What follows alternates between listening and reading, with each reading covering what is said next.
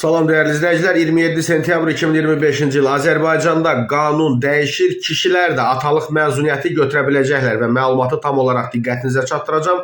Burada üstəgəl düyməsinə bir dəfə vuraraq kanalımıza abunə ola bilərsiniz. Azərbaycanda atalara ödənişli məzuniyyət verilməsi ilə bağlı qanun layihəsi hazırlanır. Hazırda mövcud olan atalıq məzuniyyəti hüquqi cəhətdən qüvvədə olsa da ödənişsiz olduğu üçün bir çox kişi bu imkandan istifadə eləmir və Milli Məclisin Ailə, Qadın və Uşaq Məsələləri Komitəsinin sədr müavini Jalə Əliyeva bildirib ki, yeni qanunla məzuniyyət ödənişli olacaq, lakin müddət dəyişməyəcək, əvvəlki kimi 14 iş günü qüvvədə qalacaq. Millət vəkili bu təşəbbüsün ailə dəyərlərinin gücləndirilməsi və valideyn məsuliyyətinin bərabər bölüşdürülməsi baxımından vacib olduğunu vurğulayıb.